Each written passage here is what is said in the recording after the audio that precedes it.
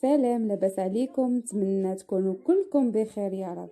عسلامة البنات، شنو احوالكم؟ ان شاء الله تكونوا الناس الكل لاباس، ان شاء الله تكونوا في خير وفي نعمه. كيما تشوفوا لهنا البنات نشاركوا معاكم طريقتنا في اعداد فندق الغله او المحشي التونسي. لهنا البنات عندي لحم مفروم، معدنوس مقصوص جويد، بصل مقصوص جويد، راس ثوم مهرس بالتبل والكرويه، نعناع شايح، مغرفه هريسه عربي، عظمه اللي هي بيضة. وبالنسبة للخضرة باش ناخد 4 كعبات جنارية اللي هي القوق بالمغربي، وكعبة بطاطا كما شفتوا هنا اللي قصيتها على 3 ونظفتها من داخل، وفلفل كيف البنات ما لقيتش الفلفل الخشين بتاع المحشي خاطر هو يجيب فلفل خشين، عوضته بالفلفل هذاك وحليته على جنب، نحيت له الزريعه وحليت له على جنب، والله جت طريقته مزيانه كي معناها عبيته من داخل وتقليه جاي منظره ياسر مزيان. لهنا بعد البنات عدينا للطابة الثانية اللي هي باش نحضروا الخلطة. على اللحم المفروم حطيت المعدنوس، حطيت البصل المقصوص جويد، باش نحط شوية ثوم، الباقي البنات باش نعملوا في الصوص، دونك شوية ثوم، وباش نبدا نفوح. باش نحط النعناع الشايح، سامحوني البنات، والهريسة العربي، ومن بعد باش نبدا نفوح.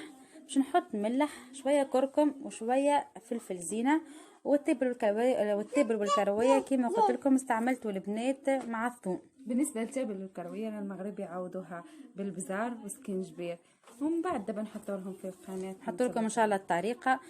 فما حتى مشكل كيفاش تعملوا التبل والكرويه. سهله برشا، هي راهي مجموعه من اللفاحات مخلطه مع بعضها، ما في حتى شيء صعيب. هاكا لهنا البنات كيما تشوفوا فيا كملت فوحت. باش نزيد فرماج رابي، اي نوع جبن عندكم البنات، سامحونا بحذنا الصغيرات، ماكم تعرفوا توا الناس كلها قاعده في الدار، كل راجل كل بو كل ام كل صغيرات الكل، ان شاء الله ربي يفرج علينا. دونك من بعد مع حطيت الفرماج، ومن بعد زدت الروز. بنيت الروز شويه مش برشا، معناها عينك ميزانك انت الكونتيتي اللي باش تحضر. نحنا جوست عملناها عشاء، دونك حضرنا كونتيتي صغيره متاع عشاء، وانتي عينك ميزانك. وباش نحط حكايه مغرفه صغيره زيت زيتونه، مغرفه اكل سامحوني. وفي اخر حاجه باش نحط العظمه ديك البنات باش تلم لنا الخلطه وتخليها متماسكه في القليين وفي التطيب باش الحشو ما يتفرتش. فوالا البنات كما تشوفوا لهنا قاعده نخلط، او مره بديت نخلط بالمغرفه، ومن بعد الحقيقه البنات ماهيش براتيك حتى طرف، خاطر يلزم المكونات كلها تتجانس، يلزمك الخليط يجي كله داخل في بعض واللفاحات تدخل بعضها. كما تشوفوا بنات هنا بالضبط الطريقه سهله ما فيها حتى شيء. هاكا البنات باش نبدا نخلط. هذه بالنسبة لهذا المحشي يقدروا يديروه بالقرعة الخضراء، بالدنجال، اللي يبغيو. اي الغله ديجا الخضره سامحوني البنات اللي عندكم في الدار، قراء اخضر، بدنجان،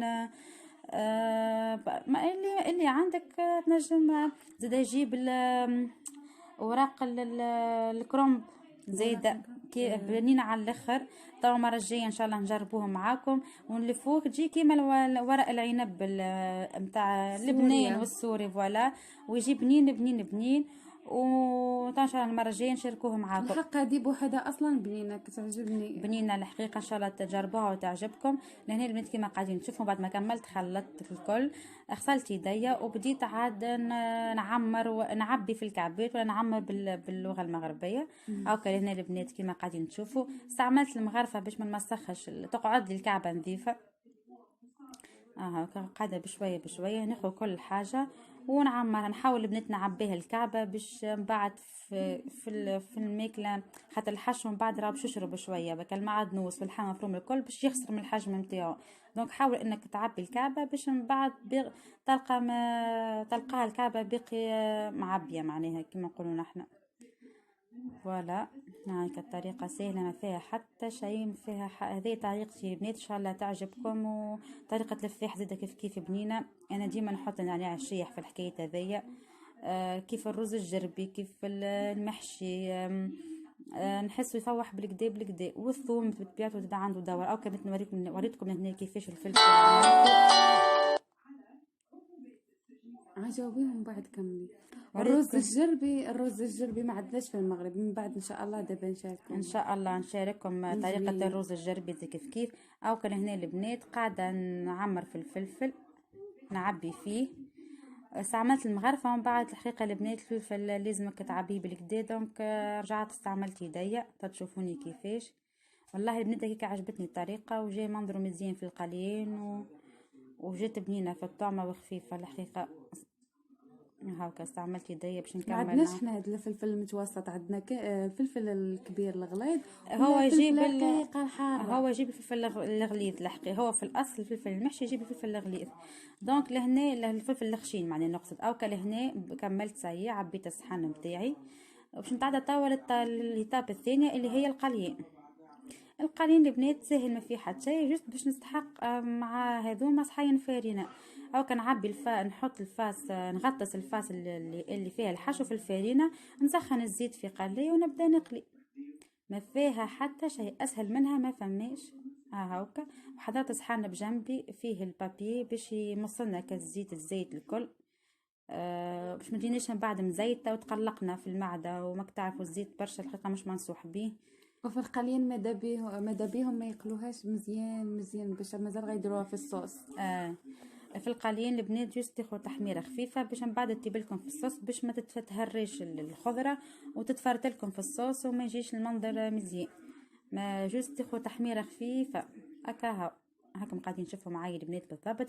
بالنسبه لبنات الصوص اللي ما شاركتهاش معاكم على خاطرها سهله. الصوص هي راس بصل، ثوم، طماطم مع خضره مع محكوكه، مغرفه طماطم معجونه، مغرفه هريسه عربي، ولفاحات ملح وفلفل اكحل وفلفل زينه. هذيكم هما معناها سهله الصوص ما فيهش حتى شيء. تمرق بالماء اللي تقرب هادشي عاد باش تحط فيها هادشي اللي حليتيه. ديجا ذيك ما فوالا كيما قلت لكم فاطمه، نمرقها بالماء نخليها تاخذ غلوه، ومن بعد نرمي فيها الخضره نتاعي نخليها تطيب بالكدا، خاطر الخضره كيما قلت لكم راهي باش جوست قليه خفيفه يلزمها تطيب في الصوص. وكاها هذيك هي البنات. كي تختار الصوص وتجيب البطاطا والقناريه سيطفوا عليها وتحطوها في صحن التقديم، ونزينوها بك الفلفل هذاك الاخضر اللي شويناه هذاك ما نرموهوش في الصوص، نخلوه على شيره باش نزينو بصحن. هاي بعد ما اختارت الصوص خذيت غلوه مش اختارت سامحوني، نرمي فيها الخضره. فوالا هاكا هنا بعد ما طابت اختارت حطيتها في صحين وزينتها بالفلفل. ان شاء الله تعجبكم وان شاء الله يا ربي تجربوها.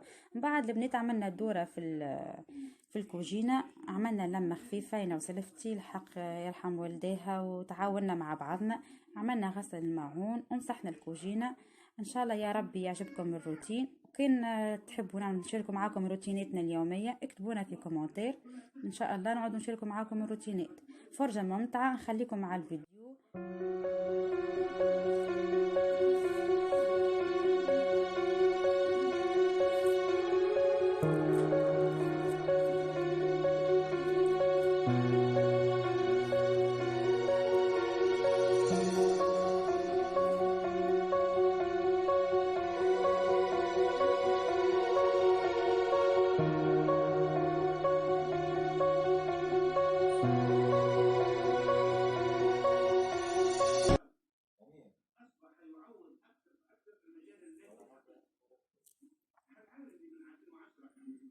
لهنا البنات كيما شفتوا بعد ما كملنا المسحه وكملنا تنظيف الكوجينه، عملنا قهيوه وحطينا بخرنا الدار كان ريحه البخور البنينه، فوحنا بها الدار وكهو البنات وكملنا